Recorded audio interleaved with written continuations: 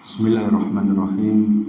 Assalamualaikum warahmatullahi wabarakatuh. Innal hamdalillah nahmaduhu wa nasta'inuhu wa nastaghfiruh wa natubu ilaihi wa na'udzu billahi min shururi anfusina wa sayyiati a'malina. May yahdihillahu fala mudilla lahu wa man yudlil fala hadiya lahu. Asyhadu an la ilaha illallah wahdahu la syarika lahu wa asyhadu anna Muhammadan abduhu wa rasuluhu la nabiyya ba'dah. Qala Allah ta'ala ya ayyuhalladzina amanu taqullaha haqqa tuqatih wa la tamutunna illa wa antum muslimun. Fa inna asdaqal hadithi kitabullah wa khairul huda hudan nabiy sallallahu alaihi wasallam wa syarrul umuri muhdatsatuha fa inna kulla muhdatsatin bid'ah wa kulla bid'atin dhalalah wa kulla dhalalatin finnar.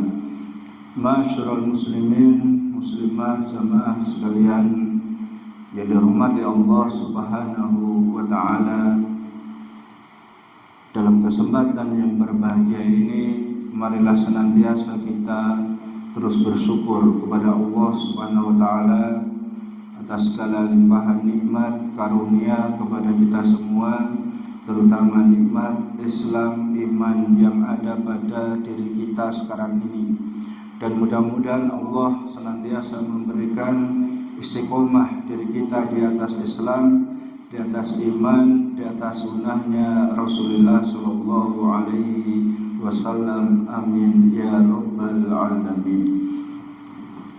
Jamaah sekalian yang dirahmati Allah Subhanahu wa taala, dan di kesempatan yang berbahagia ini insyaallah taala akan kita lanjutkan kembali kajian kita tafsir dari surat-surat pendek dari juz 30, yang mana untuk sekarang ini insyaallah ta'ala kita akan masuk di surah Al-Qari'ah. Surat Al-Qari'ah. Qala mu'allifu hafidhahullahu ta'ala, bahwasanya surat Al-Qari'ah adalah surat yang ke-101.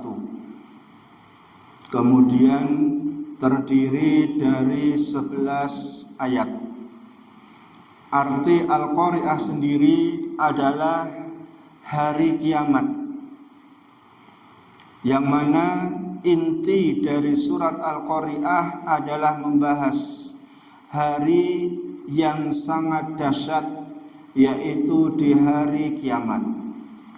Begitu pula isi dari surat Al-Qari'ah di sini adalah membantah kepada orang-orang kafir Quraisy, orang-orang musyrik Arab, yang mana mereka tidak mempercayai dan mereka mengingkari tentang adanya hari kiamat ini. Padahal Allah Subhanahu wa taala telah berfirman dalam surat Al-Hajj ayat 1 sampai ayat 2, ya ayyuhan nasu taqu rabbakum, wahai sekalian manusia, takutlah kalian kepada Rabb kalian. Inna zalzalata sa'ati syai'un adzim, bahwasanya kedahsyatan hari kiamat adalah sesuatu hal yang agung, suatu hal yang sangat besar. Yauma tarawunaha tadhalu kullu murdi'atin amma arda'at, pada hari di mana engkau akan melihat bahwasanya setiap orang yang menyusui akan meninggalkan, melepaskan dari yang disusuinya. Wa tad'u kullu dzati hamlin hamlaha, dan orang hamil akan keguguran.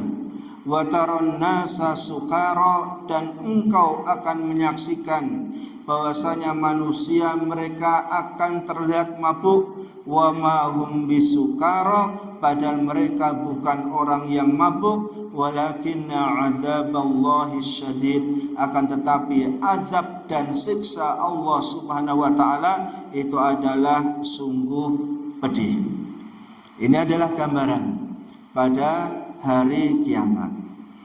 Kemudian kita lihat ayat per ayat dari surat Al-Qari'ah ini.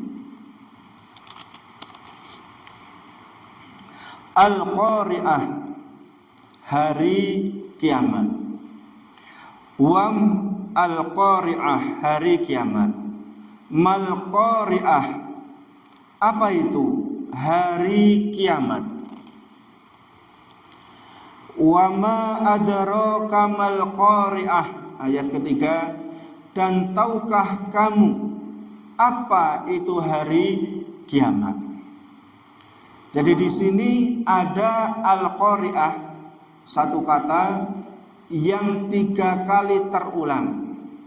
Ini menunjukkan ada penekanan di situ, ada penegasan di situ agar kita betul-betul memperhatikan tentang Al-Qari'ah yang maknanya adalah hari kiamat. Kemudian adanya pengulangan di situ menunjukkan bahwasanya akan kedahsyatan hari kiamat. Bahwasanya hari kiamat itu sungguh suatu peristiwa yang sangat dahsyat. Suatu peristiwa yang sungguh dahsyat, sungguh agung, sungguh besar bagi kalangan semua makhluk hidup ketika itu. Ayat keempat, yauma yakunun nasu kal farashil mabthuth, yaitu pada hari yang manusia seperti laron yang berterbangan. Jadi pada hari kiamat manusia itu bagaikan anai-anai atau laron-laron yang berterbangan. Mereka bingung terbang ke sana kemari tanpa arah, terutama adalah di malam hari. Kemudian ketika laron-laron ini menemukan lampu, menemukan api, maka mereka pasti akan mendekat. Dan mereka nggak paham bahwasanya api atau lampu itu justru akan membahayakan kepada diri mereka. Ini gambaran manusia pada yaumul akhir nanti, pada hari kiamat. Kemudian dalam surat Al-Qamar dijelaskan khussa'an absaruhum yakhrujuna minal ajdathi ka'annahum jaradum muntasir. Khussa'an absaruhum, jadi pandangan mereka tertunduk. Yakhrujuna minal ajdathi, ketika mereka keluar dari kubur-kubur mereka. Ka'annahum jaradum muntasir, maka mereka ibaratnya seperti belalang yang berterbangan. Ini keadaan manusia tadi ketika terjadi pada hari kiamat. Kemudian ketika manusia dikeluarkan dari kubur-kubur mereka. Ini adalah gambaran untuk orang-orang yang tidak beriman kepada Allah Subhanahu wa taala dan Rasulnya sallallahu alaihi wasallam. Ayat berikutnya, ayat kelima, wa takunul jibalu kal'ihnil manfus, dan keberadaan gunung-gunung ketika itu kal'ihnil manfus, yaitu seperti bulu yang berhamburan. Bulu yang berhamburan.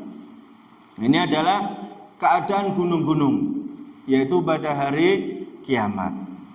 Dalam ayat yang lain dijelaskan, watarol jibala tahsabuha jamidatan, engkau akan lihat gunung yang engkau anggap bahwasanya gunung itu tetap kokoh berada di tempatnya.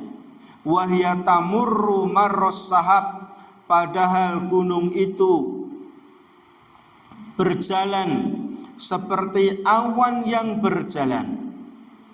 Sun'allahilladzi atqana kulla syai', maka itu adalah ciptaan dari Allah Subhanahu wa taala yang menciptakan sempurna segala sesuatu. innahu khabirum bima ta'malun, dan bahwasanya Allah itu maha mengkhabarkan, yaitu Allah maha mengetahui dari apa yang kalian lakukan. Gambaran gunung. Dalam ayat lain dijelaskan wasuyiratil jibalu fakanat saroba, dan gunung-gunung pun dijalankan seperti fata morgana. Wa humilatir ardu wal jibalu fadukkata dakkata wahidah, dan diangkatlah bumi dan gunung-gunung lalu dibenturkan dengan sekali benturan. Kita bayangkan jamaah yang dimuliakan Allah Subhanahu wa taala, bahwasanya untuk sekarang ini seandainya ada gunung yang meletus, gunung yang erupsi, yang keluar hanya sekian persen kandungannya saja, itu sudah menelan sekian banyak jiwa. Apalagi di hari kiamat nanti, gunung-gunung bumi diterbangkan, diangkat oleh Allah Subhanahu wa taala, kemudian dibenturkan satu dengan yang lainnya. Maka ini dikatakan bahwasanya hari kiamat itu adalah hari yang sangat dahsyat, ya, sangat menakutkan bagi kita semuanya. Wa bussatil jibalu bassa fakanat aba'am mumbatta, dan gunung-gunung dihancurkan sehancur-hancurnya, kemudian menjadilah gunung-gunung tadi debu-debu yang berterbangan. Dalam ayat lain dijelaskan wa yas'alunaka 'anil jibal, maka mereka bertanya kepadamu wahai Muhammad, 'anil jibal, tentang gunung-gunung, faqul yansifuha rabbi nasfa, kemudian katakanlah wahai Muhammad bahwasanya Allah Subhanahu wa taala yaitu Tuhanku akan menghancurkannya pada hari kiamat dengan sehancur-hancurnya. Fayadharuha qa'an safsafa, kemudian dia Allah Subhanahu wa taala akan menjadikan bekas gunung-gunung itu tadi rata sama sekali. La tara fiha iwaja wala amta, dan tidak akan terlihat lagi tempat yang rendah dan tempat yang tinggi. Dari ayat ini Allah Subhanahu wa taala menjelaskan kepada kita bahwasanya bumi yang kita tempati ini adalah sekarang bulat apa datar? Bulat ya? Datar. Ya. Jadi bumi yang kita tempati ini adalah pijakan kita pertama. Sebagian orang mengatakan datar, sebagian orang mengatakan bulat. Sak monggo. Nah, nanti di hari kiamat, maka Allah akan ubah bumi yang kita tempati ini datar. Datar, tidak ada tanda apapun, rata. Dan inilah yang dimaksud dengan mahsyar. Dimaksud dengan mahsyar. Jadi dirubah bumi yang kita tempati ini menjadi bumi yang kedua, di mana itu dikatakan oleh para ulama sebagai padang mahsyar yang semua manusia dan semua jin akan dihisap, akan dimizan di mahsyar tadi, mempertanggungjawabkan dari apa yang pernah dia lakukan di dunia ini. Ayat yang ke-6, Fa'amma man thaqulat mawazinu, adapun orang yang berat timbangannya, maksudnya berat timbangan kebaikannya. Ini ayat yang ke-6. Di sini ada kata-kata mawazin, yaitu mizan, yaitu timbangan. Maka ahlu sunnah wal jamaah harus mengimani, harus meyakini bahwasanya mizan timbangan itu adalah ada dan akan dihadirkan oleh Allah Subhanahu wa taala. Firman Allah Subhanahu wa taala, wa nadha'ul mawazinal qista li yaumil qiyamah, maka kami akan letakkan mizan timbangan yang tepat pada hari kiamat, yang adil pada hari kiamat, la tudlamu nafsun syai'a, yang setiap orang tidak akan merasa terzalimi, karena adalah timbangan yang tepat, timbangan yang adil. Wa in kana mithqala habbatin min khardalin ataina biha. Maka seandainya di situ ada seberat biji sawi, entah itu berupa kebaikan atau keburukan, pasti akan dihadirkan. Wa kafa bina hasibin, dan cukuplah aku, yaitu Allah Subhanahu wa taala, itu zat yang menghisap seluruh makhluk yang ada. Dan dijelaskan oleh para ulama, yang akan ditimbang nanti di yaumul akhir itu tidak hanya amalannya saja.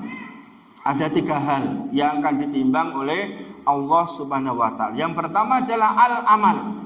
Amalan kita itu akan ditimbang oleh Allah Subhanahu wa taala. Kemudian yang kedua, sahibul amal, pemilik amalan. Jadi pelaku atau orangnya itu juga akan ditimbang oleh Allah Subhanahu wa taala.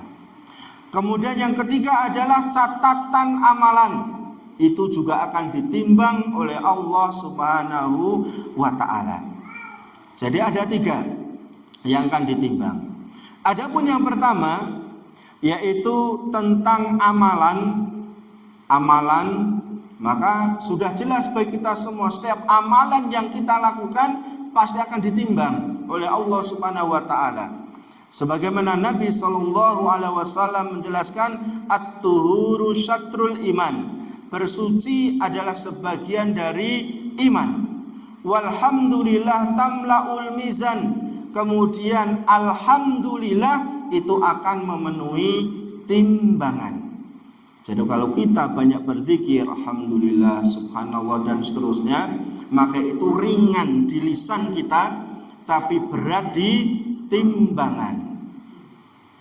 Dan ini termasuk zikir yang kita ucapkan ketika di pagi hari dan sore hari. Subhanallah wa bihamdi subhanallah hal adim.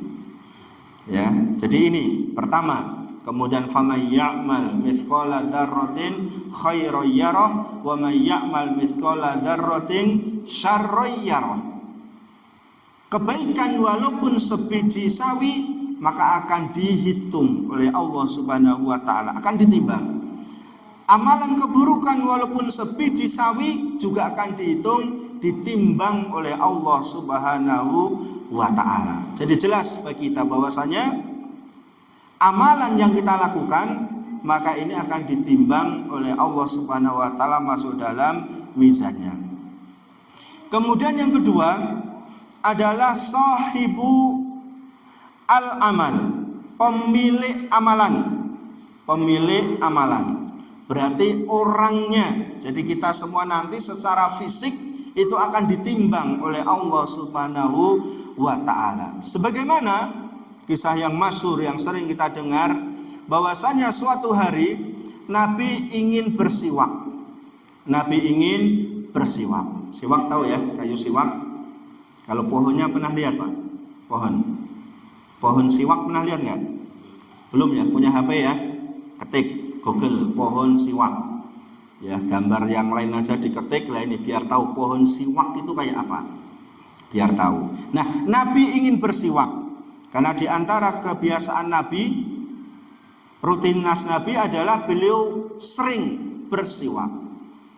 Beliau pun menyampaikan maksudnya kepada Abdullah bin Mas'ud, atau biasa kenal dengan Ibnu Mas'ud. Kemudian akhirnya Abdullah bin Mas'ud atau Ibnu Mas'ud ini memanjat sebuah pohon siwak. Kemudian ketika sampai di atas, tiba-tiba ada angin kencang. Kemudian pakaian Ibnu Mas'ud ini terbuka. Kemudian terlihat betisnya yang kurus kecil. Betisnya Ibnu Mas'ud kurus kecil.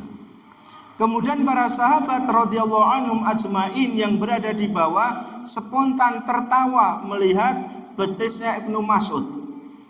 Jadi kecil, kurus. Kalau laki-laki kan harusnya apa?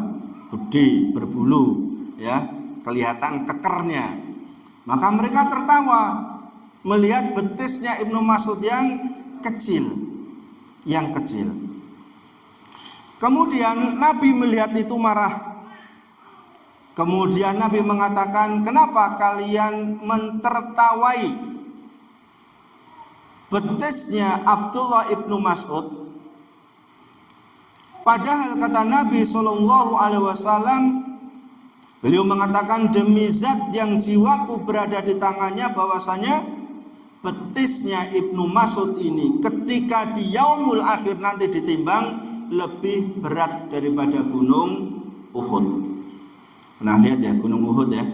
Kalau belum pernah, ketik lagi kayak apa gunung Uhud yang katanya sekarang jadi lebih kecil ya, karena kerikil-kerikilnya terinjak-injak orang yang naik di atasnya katanya. Buh bener pura ini ceritanya. Mosok jadi kecil gunungnya karena kerikilnya pada rontok. Nah, di sini menunjukkan bahwasanya fisik seseorang itu juga ditimbang di yaumul akhir. Buktinya adalah apa yang disabdakan oleh Rasulullah Shallallahu Alaihi Wasallam ini. Kemudian hadis lain mengatakan bahwasanya kata Nabi Shallallahu Alaihi Wasallam, innahu la ya'tir rajulul azimus saminu yaumal qiyamah. Akan datang seseorang pada hari kiamat nanti, seorang yang besar, seorang yang gemuk. La yazinu indallah janaha ba'udatin. Akan tetapi ketika ditimbang beratnya tidak bisa melebihi sayap seekor ba'udah. Apa ba'udah? Nyamuk. Ya, besar, gemuk, kopong. Ditimbang bes, tidak ada beratnya sama sekali. Dibandingkan satu sayap seekor nyamuk lebih berat sayap seekor nyamuk tadi. Berarti kita aja lemu-lemu gitu ya. Nek ditimbang ora enek abote. Nah, tapi ini nanti kembali kepada amalan. Sing lemu wae ora abot apalagi sing kuru. Ya nanti kembali kepada amalan tadi. Tapi intinya fisik seseorang ditimbang. Kemudian yang ketiga yang ditimbang adalah bitokoh, catatan amalan seseorang. Sebagaimana ini masyhur tentang hadis bitokoh, bahwasanya Allah Subhanahu wa taala akan memanggil seseorang dari umatku, kata Nabi, di hadapan seluruh makhluk pada hari kiamat. Kemudian dia diberikan kepada diri dia tis'atan wa tis'ina sijilan. Diberikan kepada diri dia 99 bitokoh, yaitu lembar catatan dia. Kullu sijillin maddal basori. Setiap satu lembar ini dosanya sejauh mata memandang. Sejauh mata memandang satu lembar. Jadi jangan dibayangkan kita berdiri di depan masjid ini sejauh mata memandang tembok. Tapi kita paling tidak di tempat yang tinggi. Kemudian kita lihat ke depan sejauh mata memandang. Nah, sejauh mata memandang ini baru satu catatan lembar keburukan dia. Kali 99 lembar. 99 lembar. Kemudian dikatakan kepada orang ini, atunkiru min hada syai'an, apakah engkau mengingkari dosa-dosamu ini? 99 kali mata memandang. Adolamatka katabati al-hafidun, apakah malaikat pencatat amalan telah berlaku zalim kepadamu? Salah dalam mencatat, kok sampai banyaknya sekian dosa-dosa yang engkau lakukan? Qala, orang ini mengatakan, tidak ya Rabbi. Alaka udhurun aw hasanatun, atau apakah engkau ada udzur, alasan sampai dosamu numpuk sebanyak ini? Aw hasanatun, atau mungkin kamu masih punya kebaikan. Fayubhatur rajulu, maka laki-laki ini tercengang. Fayaqulu la ya Rabbi, tidak. Fayaqul bala innalaka indana hasanatan wahidatan.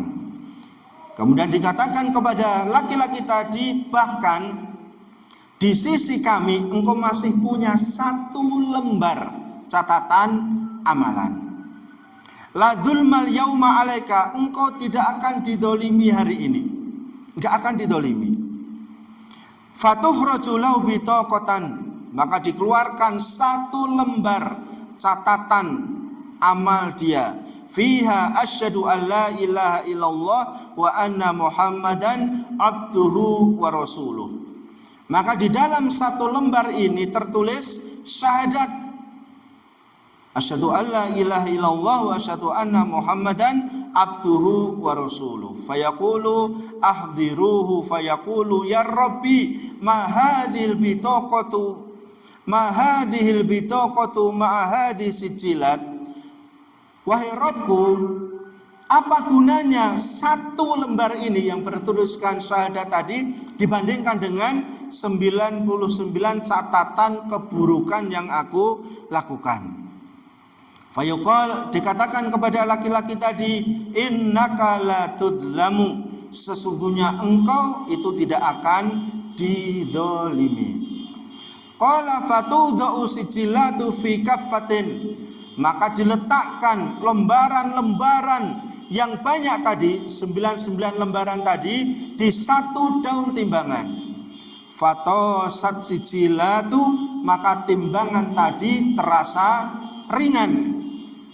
Watakulat al bitaqatu, kemudian menjadi beratlah bitokoh atau satu kartu yang tertulis la ilaha illallah tadi, wala yaqulu syai'un bismillahirrahmanirrahim, maka tidak ada yang menandingi bismillahirrahmanirrahim. Jamaah yang dimuliakan Allah Subhanahu wa taala, jadi lembaran amal itu juga ditimbang. Kemudian disebutkan di sini kisah hadis bitokoh, hadis lembaran amal, bahwasanya ada seseorang yang dia itu berbuat kemaksiatan yang sangat-sangat banyak. Bisa dikatakan hampir dalam semua hidupnya, sepanjang hidupnya dia melakukan maksiat-maksiat kepada Allah Subhanahu wa taala. Tapi dia tetap mentauhidkan Allah Subhanahu wa taala. Tidak pernah dia melakukan syirik. Tidak pernah dia melakukan perbuatan-perbuatan yang membuat dirinya keluar dari Islam. Perbuatan-perbuatan kekufuran tidak pernah dia lakukan. Mensekutukan Allah Subhanahu wa taala tidak pernah dia lakukan. Dia hanya menyembah, mengimani Allah Subhanahu wa taala, sehingga kalimat tauhid la ilaha illallah ini bisa menghancurkan, menghapuskan semua dosa-dosa yang pernah dia lakukan. Sebagaimana tertulis dalam hadis disebutkan, ya bena Adam innaka, wahai anak Adam, sesungguhnya engkau lau ataitani bi qurabil ardi khotoya, apabila engkau datang kepadaku membawa sepenuh bumi berupa dosa, tsumma laqitani la tusyrik bi syai'a, kemudian engkau datang juga kepadaku tidak berbuat syirik, tidak berbuat kekufuran dengan sesuatu apapun, la ataituka biqurabiha magfiratan, sungguh aku akan datang kepadamu dengan sepenuh magfirah, dengan penuh ampunan. Maka ini adalah termasuk suatu keistimewaan yang Allah berikan kepada ahlu tauhid, orang-orang yang sepanjang hidupnya hanya beriman, percaya kepada Allah Ta'ala saja, hanya menyembah kepada Allah Subhanahu wa taala dalam segala keadaan, baik suka maupun duka. Maka dengan tauhid yang dia miliki ini bisa menghapus dosa-dosa yang banyak yang dia lakukan. Maka percuma bagi diri kita ketika sekarang ini kita banyak amalan, kita sholat, kita puasa, kita sedekah, kita haji, tapi masih berbuat syirik kepada Allah Ta'ala, berbuat kufur kepada Allah Ta'ala, maka percuma. Ya, semua akan dijadikan fajalnahu haba'an mantsura, maka akan dijadikan debu yang berterbangan. Maka itu adalah kesimpulan dari ayat yang ke-6 tadi, bahwasanya yang ditimbang itu adalah 3. Yang ditimbang 3, ya, amalannya, orangnya, dan catatan amal. Tetapi nanti kembalinya adalah kepada amalan itu sendiri. Seorang yang besar yang ditimbang nggak ada beratnya, berarti amalannya di dunia nol, nggak ada amalannya. Seorang yang kurus seperti betisnya Ibnu Mas'ud tadi, ketika ditimbang menjadi berat karena amalan kebaikannya juga banyak. Ya, semua adalah kembali kepada amalan manusia itu sendiri. Kemudian yang nomor 7, fahuwa fi 'isyatir radiyah. Maka dia akan ada dalam kehidupan radiyah yang sangat menyenangkan. Jadi orang-orang yang berat timbangan amalannya, maka dia nanti di yaumul akhir, di akhirat, maka dia berada di kehidupan yang menyenangkan. Dan tidak ada kehidupan menyenangkan di akhirat kecuali pasti dia akan masuk ke dalam surganya Allah Subhanahu wa ta'ala. Tidak ada tempat yang lebih menyenangkan di akhirat kecuali hanya surganya Allah Subhanahu wa ta'ala. Dan kenikmatan terbesar bagi penduduk surga adalah bisa melihat zat atau wujudnya Allah Subhanahu wa ta'ala, yang tidak mungkin bisa dilihat manusia ketika berada di dunia ini. Nabi Musa minta ingin melihat Allah, ya pingsan, nggak mampu. Ya makanya kalau ada orang sekarang dia bermimpi atau dia dibawa ke alam mimpinya misalnya, atau dia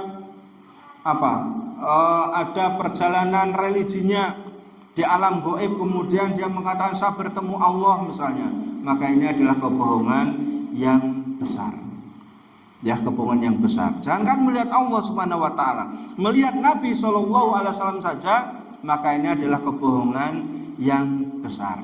Karena tidak jarang seorang dai, seorang mubaligh ketika ceramah seperti ini, kemudian dia berhenti sebentar. Rasulullah lewat. Rasulullah lewat. Tidak jarang seperti itu. Ya, maka kita wajib untuk tidak percaya. Wajib tidak percaya yang seperti itu. Allah Subhanahu wa ta'ala berfirman, ala inna awliya Allah la khaufun alaihim wa lahum yahzanun. Sesungguhnya wali-wali Allah itu tidak ada rasa takut pada diri dia dan tidak ada rasa sedih pada diri dia. Sampai ketika diri dia itu meninggal dunia, enggak ada kesedihan, tidak ada rasa takut bagi wali-wali Allah Subhanahu wa ta'ala. Ketika dia berpisah dengan hartanya, enggak ada rasa sedih bagi wali-wali Allah. Kenapa? Harta itu akan diselamatkan oleh Allah Subhanahu wa ta'ala.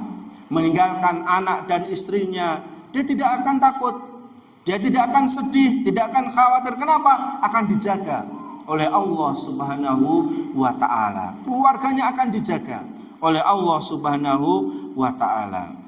Ya, ini adalah diantara ciri wali-wali Allah Subhanahu wa ta'ala. Dan siapa wali Allah? Alladzina amanu. Jadi orang-orang yang beriman dan orang-orang yang bertakwa. Ini adalah wali-wali Allah. Maka kita semua ini ketika kita bisa menjaga keimanan kita, ketakwaan kita kepada Allah Subhanahu wa ta'ala, sesungguhnya kita ini adalah wali Allah. Walaupun orang lain tidak menyebut kita wali, kita itu sebetulnya wali Allah kalau kita menjaga iman dan takwa kepada Allah Subhanahu wa ta'ala. Karena sebagian orang mengatakan wali itu yang bisa terbang, walaupun naik pesawat ya, yang bisa terbang, yang bisa berjalan di atas air misalnya, kemudian yang subuh-subuh sholatnya langsung ke Mekah misalnya, itu dianggap itu wali Allah katanya. Kemudian yang ramalannya mesti tepat, itu dianggap wali Allah. Apalagi yang orang-orang yang dianggap majdub, jadab, ya orang-orang setengah gila dianggap wali Allah, dicium tangannya dan seterusnya. Maka wali Allah adalah orang-orang yang beriman bertakwa. Siapapun kita, kalau kita beriman bertakwa, maka kita bisa menjadi wali Allah Subhanahu wa ta'ala, dan kemungkinan ada juga Allah akan memberikan karomah kepada diri kita. Karena suatu hal yang luar biasa yang diberikan Allah kepada para nabi namanya mukjizat. Kalau diberikan kepada orang-orang selain nabi, maka itu namanya karomah, dan karomah itu tidak dipelajari tapi datang dengan sendirinya. Seperti karomah Allah kepada Sa'ad bin Abi Waqqas beserta pasukannya ketika akan menggempur Romawi. Depannya itu ada sungai yang lebar dan dalam. Kemudian saat berdoa kepada Allah Subhanahu wa ta'ala, tidak ada jalan lain ya Allah kecuali saya dan pasukan saya harus bisa nyebrang, padahal tidak membawa perahu atau kapal. Kemudian dikabulkan oleh Allah Subhanahu wa ta'ala, Sa'ad dan pasukannya bisa berjalan di atas air. Yang naik kuda ya naik kuda, yang naik onta, jalan kaki, sambil cengkrama, sambil bersandar dan seterusnya. Bagaimana pasukan Romawi yang ada di seberang sungai, yang mereka akan berhadapan dengan pasukan yang mampu bisa berjalan di atas air? Ya sudah, belum apa-apa, sudah sebagian lari tunggang langgang mereka, lari terbirit-birit, gak akan berani menghadapi pasukan yang mampu berjalan di atas air. Dan ini tidak pernah dipelajari, tidak pernah puasa dulu misalnya, dan seterusnya. Karena ini karomah langsung diberi oleh Allah Subhanahu wa ta'ala. Maka ini orang-orang yang amal timbangannya berat akan dimasukkan oleh Allah Subhanahu wa ta'ala ke dalam surga. Ketika di dunia kita ingin mendapatkan sesuatu yang mengenakan, maka nggak akan datang secara tiba-tiba. Pasti ada prosesnya, ada kepayahan, ada keletihan. Ya, seperti itu. Itu ketika kita di dunia. Tapi ketika di surga, maka itu tidak perlu ada usaha, tidak perlu ada capeknya, tidak perlu ada letihnya. Ketika kita ingin makan buah, maka akan datang sendiri buah itu kepada diri kita. Ya, akan mendekat buah itu kepada diri kita. Dan masih banyak kenikmatan-kenikmatan yang Allah berikan ketika manusia berada dalam surga. Mudah-mudahan kita berada di dalamnya. Amin. Kemudian yang nomor 8, wa amma man khaffat mawazinuh. Adapun orang-orang yang ringan timbangannya, berarti amal kebaikannya sedikit, fa ummuhu hawiyah, maka dia akan masuk ke dalam neraka hawiyah. Dan neraka hawiyah dijelaskan para ulama bahwasanya itu adalah neraka yang sangat dalam, terjal ke bawah, yang tidak diketahui kedalamannya karena saking dalam neraka hawiyah. Kemudian ketika Nabi dan para sahabat duduk-duduk, kemudian terdengar bunyi batu jatuh. Nabi SAW mengatakan batu ini dijatuhkan 70 tahun yang lalu. 70 tahun yang lalu, sekarang baru sampai dasarnya. 70 tahun yang lalu dijatuhkan, baru sampai sekarang ke dasarannya. Berarti kan sangat-sangat dalam, sangat-sangat dalam. Ini adalah bagi orang-orang yang ringan timbangan kebaikannya.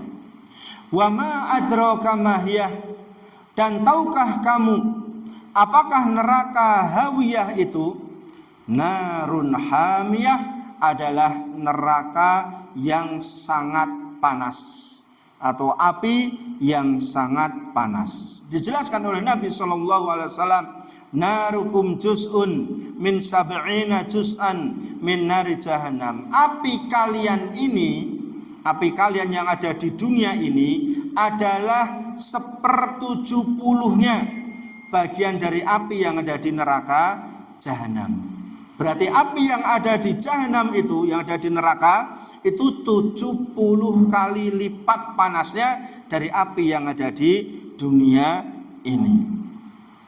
Sehingga ketika menyiksa orang-orang yang banyak melakukan dosa, Sebagaimana disebutkan Allah Subhanahu wa taala, innalladzina kafaru biayatina, sesungguhnya orang-orang yang kufur terhadap ayat-ayat kami, saufa nuslihim naron, kami akan masukkan mereka ke dalam api, kullama nadijat juluduhum, maka ketika sudah gosong, sudah matang kulitnya, badalnahum juludan, kami ganti dengan kulit yang lain, ghairaha, liyadzukul adab, supaya mereka merasakan siksa. Innallaha kana azizan hakima, sesungguhnya Allah itu maha mampu, Allah maha bijaksana. Kemudian bagaimana keadaan siksa di neraka? Wa qala alladzina finnari li khazanati jahannam, maka berkata orang-orang yang ada di dalam neraka kepada para penjaga neraka, ud'u rabbakum yukhaffif anna yauman minal adab, mintalah kepada Rabbmu supaya Rabbmu meringankan kepada kami satu hari saja kita tidak diadab oleh Allah Subhanahu wa ta'ala. Fadhuku falan nazidakum illa adaba, maka rasakanlah oleh kalian semua, kami tidak akan menambah kepada kalian kecuali hanya adab dan siksaan saja. Jamaah yang dimuliakan Allah Subhanahu wa taala, jadi itu adalah gambaran kepada kita semua tentang isi dari surat Al-Qari'ah. Jadi setidaknya ketika kita sudah ada gambaran tentang apa isinya surat Al-Qari'ah, maka ketika kita membaca surat Al-Qari'ah hendaklah terbetik pada diri kita tentang kedahsyatan hari kiamat, tentang bagaimana manusia itu mendapatkan mizan atau timbangan dari Allah Subhanahu wa taala. Maka hendaklah terbetik tentang itu dan kita bisa mengambil ibrah, kita bisa mengambil pelajarannya. Wallahu a'lam bishawab. Ini yang bisa kita sampaikan di malam hari ini sedikit, mudah-mudahan bisa memberikan peringatan kepada diri kita, nasihat kepada diri kita agar kita bisa menjadi lebih baik lagi. Amin ya rabbal alamin. Wallahu a'lam bishawab. Wa akhiru da'wana alhamdulillahirabbil alamin. Wassalamualaikum warahmatullahi wabarakatuh.